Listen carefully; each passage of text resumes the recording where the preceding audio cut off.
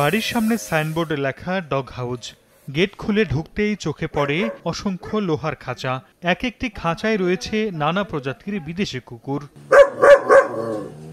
৮ বছর আগে শখের বশে কুকুরের খামার গড়ে তোলেন জাহিদ ইসলাম সোহাগ। তার খামারে আমেরিকান লাসা, টয় কোয়ারিয়ান, জাপানি Lhasa, China Lhasa, Germany shepherd, black shepherd, wolf সহ রয়েছে বিদেশি বিভিন্ন জাতের কুকুর। এসব কুকুর পালন সহ প্রজনন করিয়ে ব্যাপক সাফল্য পেয়েছেন তিনি।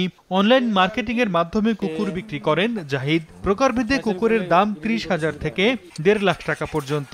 এ থেকে বছরে আয় ৭ থেকে ১০ লাখ টাকা।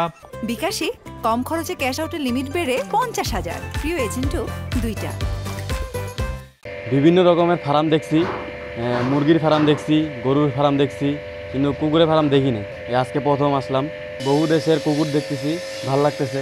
সোহাগ ভাইয়ের এখানে ডগের ফার্ম আছে, এখানে অনেক বড় বড় কুকুর আছে, দেখতে ভালো লাগে। আমরা প্রতিদিনই দেখতে আসি। প্রতিদিন কুকুরের খাওয়ানো, গোসল করানো সহ নানা কাজে নিয়োজিত রয়েছেন ৩ জন শ্রমিক। তাদের ভালোবাসার বেশ ভক্ত কুকুরগুলো। এদেরকে আমি খাইতে দেই।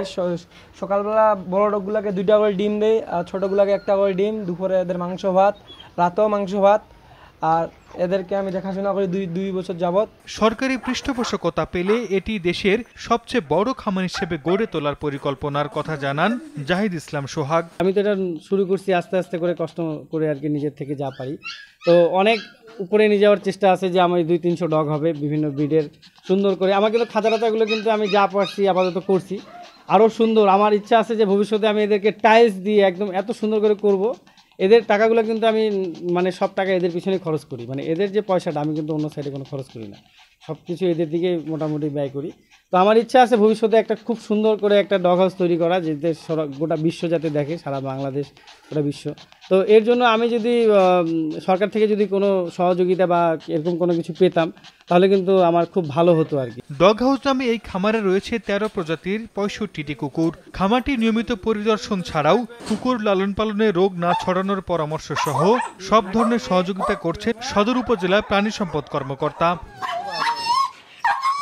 ব্যতিক্রমে এই খামারে দেখা মিলবে দিনাজপুর শহর থেকে 4 কিলোমিটার দূরের নয়নপুর এলাকায়। সময় সংবাদ, দিনাজপুর।